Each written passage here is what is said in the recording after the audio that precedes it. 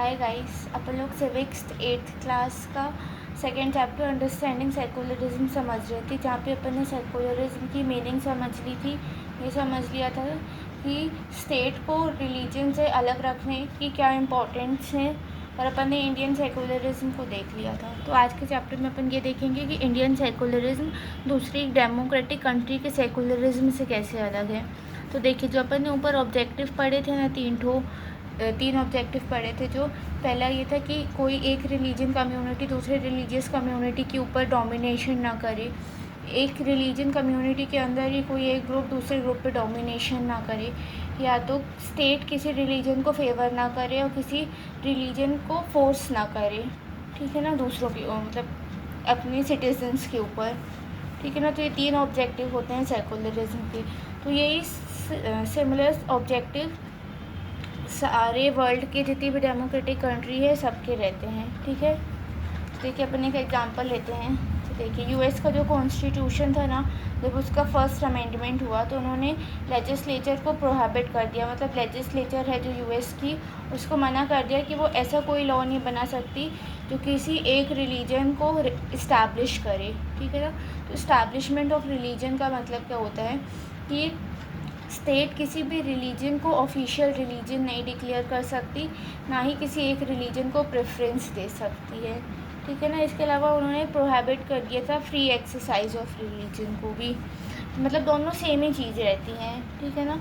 Mainly ये है इसमें कि यूएस कॉन्स्टिट्यूशन ने ये प्रोहिबिट कर दिया था, कोई भी ऐसा लॉ नहीं बन सकता जो किसी एक रिलीजन को ऑफिशियल रिलीजन डिक्लेयर करे और किसी एक रिलीजन को प्रेफरेंस करे, ठीक है।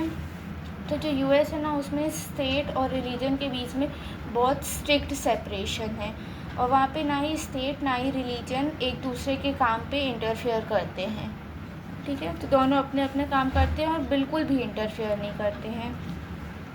देखिए, यूएस में ना एक रूल था, या मतलब एक प्रैक्टिस है कि गवर्नमेंट स्कूल के जो चिल्ड्रन रहते हैं ना, तो जब वो स्कूल जाते हैं तो स्कूल में शुरुआत में मतलब कि रोज़ सुबह उनको प्लेज ऑफ एलिगेंस रिसाइट करना पड़ता है। तो प्लेज ऑफ एलिगेंस एक क्रिश्चियनिटी की प्रेयर है, तो सबको वो बोलनी पड़ती है, ठीक है ना, रोज़ सुबह स्कूल में, जिसमें mainly word under the God है, ठीक है, मतलब भगवान के द्वारा बोले गए शब्द हैं। तो देखिए क्या होता है ना कि यूएस में 60 साल से ज़्यादा हो गए हैं ये बोले हुए गवर्नमेंट स्कूल में ज़रूरी नहीं है कि हर बच्चे को प्लेज ऑफ एलिगेंस रिसाइट करनी हो, ठीक है ना। अगर वो रिसाइट करना चाहता है, अगर वो बोलना चाहता है तो वो बोल सकता है, लेकिन अगर प्लेज ऑफ एलिगेंस उनके रिलीजियस बिलीफ से कॉन्फ्लिक्ट कर रही है तो वो नहीं भी बोल सकता है। तो मतलब कि वहाँ के बच्चों को छूट है, लेकिन इसके बावजूद भी बहुत सारे लीगल चैलेंजेस हैं जो कि ये बताते हैं, जो कि मतलब ये चैलेंज करते हैं कि जो फ्रेज अंडर गॉड है वो वॉयलेट करता है चर्च और स्टेट के बीच के सेपरेशन को, ठीक है ना। तो बहुत सारे ऐसे लीगल चैलेंजेस हैं वहाँ पे जो कि first amendment of the US constitution को वॉयलेट करते हैं, क्योंकि उसमें स्ट्रिक्ट सेपरेशन था स्टेट और रिलीजन के बीच में। भले आपने चॉइस दे दी है, लेकिन जो क्रिश्चियनिटी से हैं, अगर उनको चॉइस है तो वो तो रिसाइड करेंगे ही ना, तो मतलब आप फेवर तो कर ही रहे हैं ना। तो बहुत सारे लीगल चैलेंजेस हैं, ठीक है। तो देखिए, अपन ने क्या पढ़ा कि इन अमेरिका में बहुत स्ट्रिक्ट सेपरेशन है रिलीजन और स्टेट के बीच में, लेकिन तब भी वहाँ पे बहुत सारे लीगल चैलेंजेस हैं कुछ मैटर्स को लेके, जैसे अपन ने स्कूल वाला एग्जांपल देखा, ठीक है ना। तो अब अपन देखते हैं कि इंडिया का सेकुलरिज्म दूसरी कंट्री के सेकुलरिज्म से कैसे अलग है। देखिए, एक बहुत सिग्निफिकेंट वे है जिससे इंडिया का सेकुलरिज्म दूसरे डेमोक्रेटिक कंट्री के सेकुलरिज्म से अलग है, ठीक है ना। क्योंकि अपन ने देखिए अमेरिका में देखा कि स्टेट के बीच में और रिलीजन के बेस में बहुत स्ट्रिक्ट सेपरेशन है ना, लेकिन इंडिया में ऐसा नहीं है, ठीक है ना। इंडिया में स्टेट इंटरवीन कर सकता है रिलीजियस अफेयर में, जैसा अपन ने कल भी पढ़ा था, ठीक है ना। अपन ने एक एग्जांपल भी देखा था कि जहाँ पे अनटचेबिलिटी की प्रैक्टिस को रोकने के लिए स्टेट इंटरफेयर करता है और अनटचेबिलिटी को बैन करता है, ठीक है ना। तो ये एग्जाम्पल अपन ने कल की क्लास में पढ़ा था। तो इसका मतलब ये है कि इंडिया में स्ट्रिक्ट सेपरेशन नहीं है स्टेट और रिलीजन के बीच में, लेकिन वो एक प्रिंसिपल डिस्टेंस मेंटेन करते हैं। ठीक है ना। तो प्रिंसिपल डिस्टेंस मेंटेन करने का मतलब क्या है कि जो स्टेट है ना वो इंटरफेयर तो करेगा रिलीजन में, अगर कोई रिलीजन कोई गलत प्रैक्टिस कर रहा है, लेकिन जो वो इंटरफेरेंस करेगा तो ये ज़रूरी है कि वो इंटरफेरेंस कॉन्स्टिट्यूशन में जो आइडियल्स लिखे हैं उनके बेसिस पे हो। मतलब कि जो स्टेट है ना वो अपने मन से कुछ भी इंटरवेंशन नहीं कर सकता है, सिर्फ उन्हीं मैटर्स पे इंटरवेंशन कर सकता है जो कॉन्स्टिट्यूशन को वॉयलेट कर रही हो या जो किसी ह्यूमन राइट्स को वॉयलेट कर रही हो। ठीक है ना। तो देखो ये कॉन्स्टिट्यूशन के आइडियल्स है ना वो एक स्टैंडर्ड की तरह सर्व करते हैं। ठीक है ना। तो अपन कॉन्स्टिट्यूशन के आइडियल से वो एक स्टैंडर्ड की तरह मान के ये जज कर सकते हैं कि जो स्टेट इंटरफेयर कर रहा है वो सेकुलर प्रिंसिपल के बेसिस पे इंटरफेयर कर रहा है कि नहीं कर रहा है। ठीक है ना। तो अपन कॉन्स्टिट्यूशनल आइडियल को एज ए स्टैंडर्ड रख के ये देख सकते हैं कि स्टेट का इंटरफेरेंस सही है कि नहीं है। ठीक है।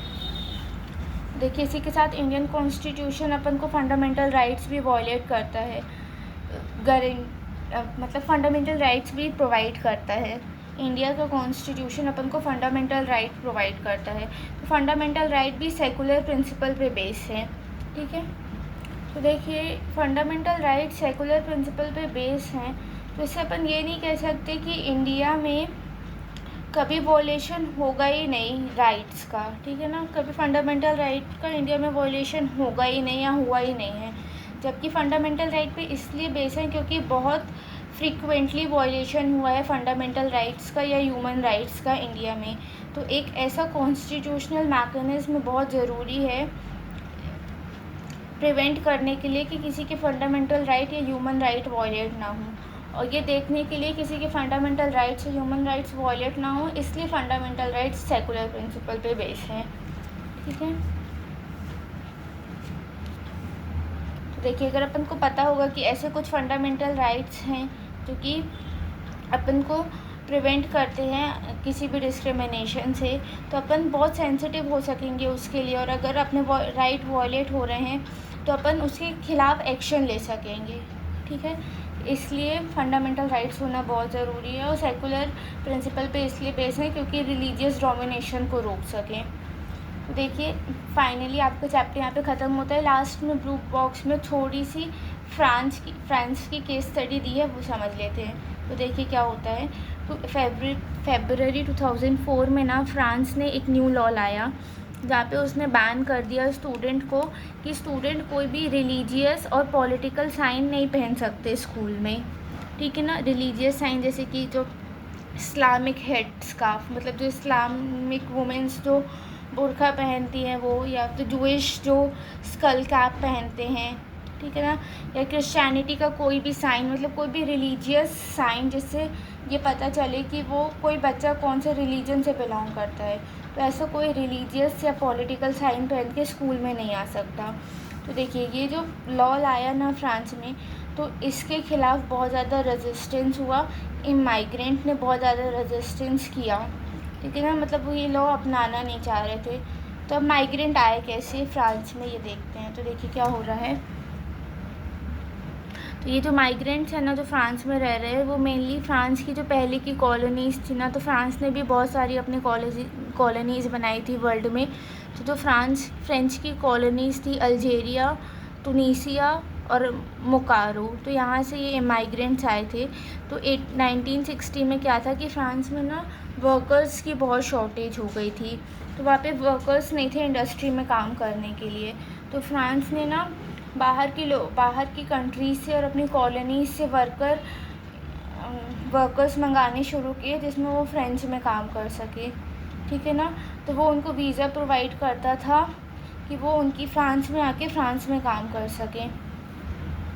और ये लोग जो अलग अलग देश से फ्रांस में आए काम करने के लिए, तो इनकी जो डॉटर्स हैं ना वो जब स्कूल जाती हैं तो वो हेड